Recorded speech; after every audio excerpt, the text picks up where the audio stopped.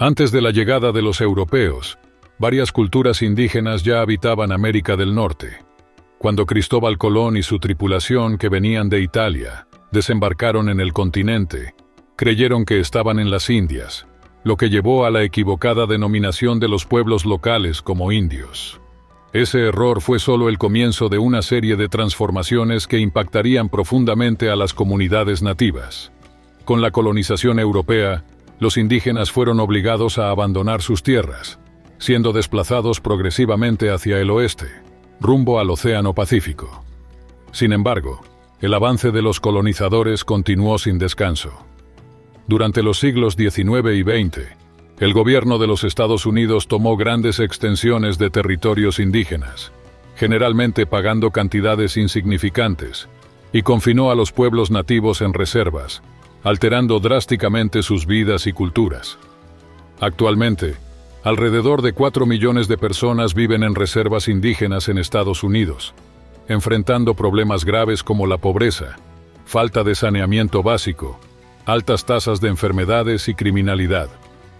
El apoyo del gobierno estadounidense es limitado, lo que provoca que muchas de estas comunidades vivan en condiciones extremadamente precarias, sin acceso adecuado a servicios esenciales como la salud e infraestructura. Además, no hay ningún registro o evidencia de humanos prehistóricos o primates humanoides que hayan habitado América del Norte. Los primeros seres humanos que llegaron al continente americano vinieron de otras regiones del mundo. Investigaciones recientes indican que los pueblos nativos de América del Norte comparten similitudes genéticas con grupos de Siberia, especialmente de las zonas de Altai y Mongolia. Durante la última era glacial, estos ancestros cruzaron un puente de tierra que conectaba Siberia con América, donde hoy se encuentra el estrecho de Bering, iniciando así la ocupación del continente.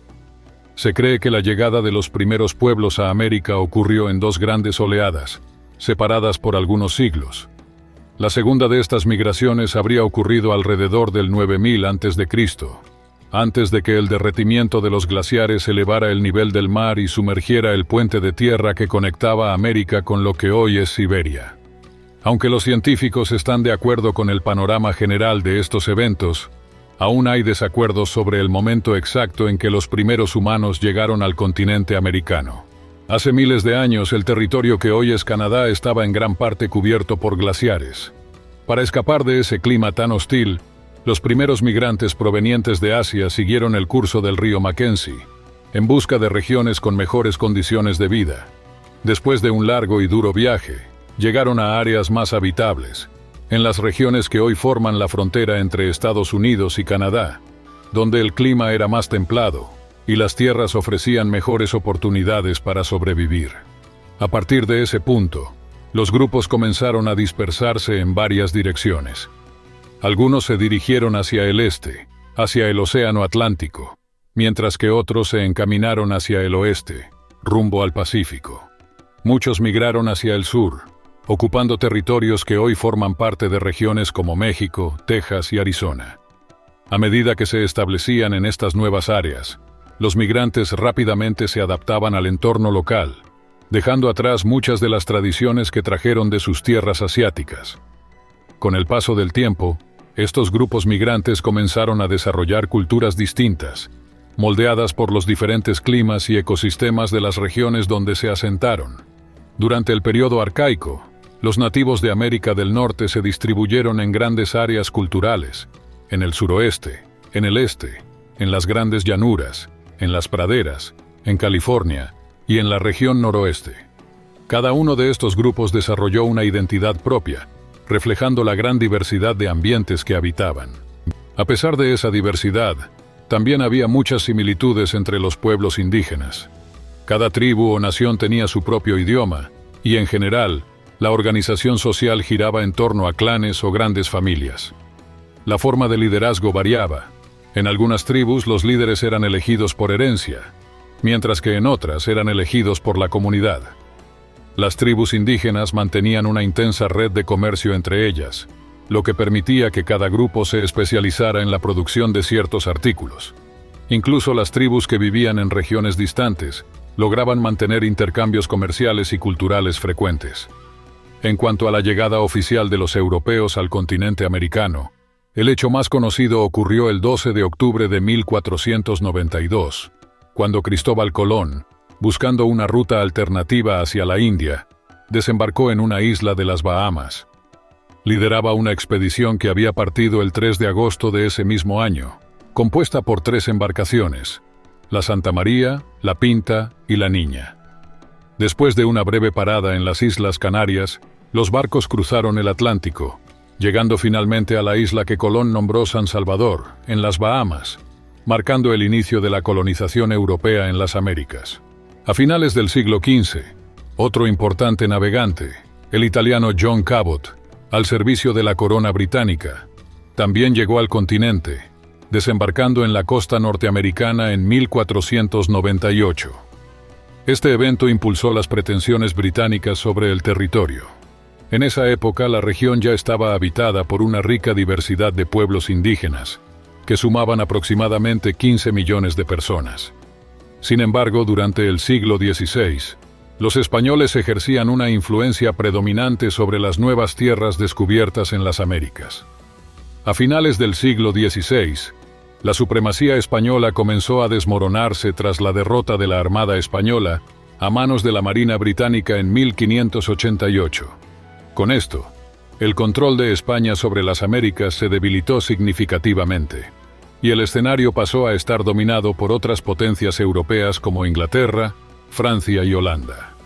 Un acontecimiento importante de esta nueva etapa fue la llegada del barco Mayflower a la costa de Massachusetts en diciembre de 1620, trayendo consigo a 102 puritanos. Este evento es ampliamente reconocido como el inicio oficial de la colonización británica en las Américas. Los pasajeros del Mayflower establecieron un pacto, el Mayflower Compact, que reflejaba sus principios de autogobierno, democracia y libertad individual.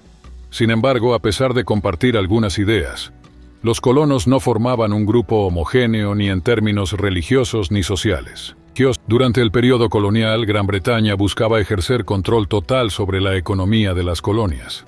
El objetivo era claro: las colonias proporcionaban materias primas y productos agrícolas para la metrópoli, que a cambio exportaba bienes manufacturados. A pesar de este sistema de dependencia económica, las colonias lograron desarrollar sus propias industrias, destacando el crecimiento de la construcción naval. Durante el siglo XVIII, las colonias americanas comenzaron a prosperar, especialmente en la construcción naval, lo que impulsó su comercio. Este crecimiento no pasó desapercibido por el Parlamento británico, que en 1750 tomó medidas para proteger sus propios intereses. Aprobaron una ley que impedía a las colonias expandir su capacidad de producción de hierro, prohibiendo la construcción de siderúrgicas y laminadoras por temor a que aumentara la competencia. Además, el comercio internacional de las colonias fue cada vez más restringido, lo que incrementó el descontento entre los colonos y preparó el terreno para la búsqueda de independencia. A lo largo de la segunda mitad de ese siglo, las colonias empezaron a verse más como una unidad en resistencia al control británico. Un factor importante para esto fue la expansión de la prensa local, que ayudó a difundir ideas de descontento y rebeldía. Comerciantes e industriales fueron particularmente afectados por las políticas británicas, que limitaban sus oportunidades de crecimiento. La presencia constante de soldados británicos tampoco ayudaba, ya que solo alimentaba el resentimiento general. Poco a poco, el deseo de independencia se fue consolidando y convirtiéndose en una demanda más fuerte y difícil de ignorar.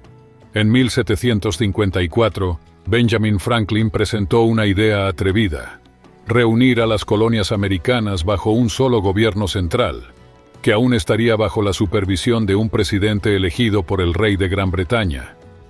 Aunque la propuesta no representaba una ruptura total con el gobierno británico, causó gran descontento en Londres. Este episodio, entre otros, fue un paso importante hacia lo que se convertiría en la Guerra de Independencia de los Estados Unidos. En Estados Unidos, la Guerra de Independencia también es conocida como la Guerra Revolucionaria Americana. De un lado estaban los británicos y los lealistas, colonos que apoyaban a la corona, y del otro, los patriotas de las 13 colonias, que proclamaron su independencia en 1776 y formaron una nueva nación. La guerra, que se extendió de 1775 a 1783, no solo definió la creación de los Estados Unidos, sino que también trajo cambios políticos y sociales importantes, y este periodo de transformación es conocido como la Revolución Americana en la historia del país. Gran Bretaña finalmente reconoció la independencia de los Estados Unidos el 3 de septiembre de 1783. Como parte del acuerdo de paz, el nuevo gobierno estadounidense renunció a cualquier derecho sobre las tierras al oeste del río Mississippi y sobre Canadá, que continuó bajo dominio británico. Pocos meses después, el 25 de noviembre, las últimas tropas británicas se retiraron de Nueva York. Con ellas, alrededor de 40.000 lealistas también abandonaron el país, muchos de ellos estableciéndose en Canadá.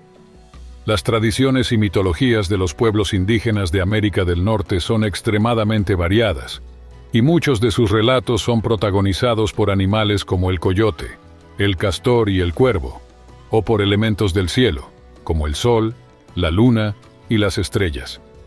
Entre los Wintu, una tribu de California, existe una leyenda curiosa para explicar las marcas en la luna. Ellos creen que esas marcas fueron dejadas por un oso que intentó morderla. Por su parte, los Aerokuts cuentan que una anciana fue exiliada a la luna, donde pasa el tiempo tejiendo, como castigo por no prever el fin del mundo. A pesar de los grandes cambios que trajeron los europeos, las lenguas indígenas aún resisten. Hoy en día, alrededor de 270 de estas lenguas se hablan en América del Norte, divididas en 29 familias lingüísticas y 27 lenguas que no pertenecen a ninguna de estas familias. Cuando llegaron los europeos, el número era aún mayor, pero muchas lenguas desaparecieron con la extinción de varias tribus. California, por ejemplo, es el estado con el mayor número de lenguas nativas preservadas. En total hay 74 lenguas indígenas habladas en América del Norte, agrupadas en 18 familias. Entre las más habladas están el navajo, con aproximadamente 180.000 hablantes, el cree, con 120.000, y el ojibwa, con cerca de 100.000. Sin embargo, muchas de estas lenguas están en riesgo de desaparecer, ya que solo alrededor del 30% de los indígenas las usan en su vida cotidiana.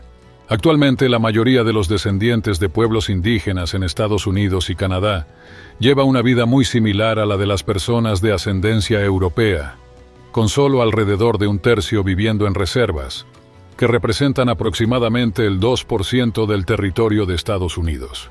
Para tener derecho a ciertos beneficios destinados a los nativos, es necesario demostrar ascendencia indígena, ya sea por registros antiguos o por un determinado porcentaje de sangre indígena.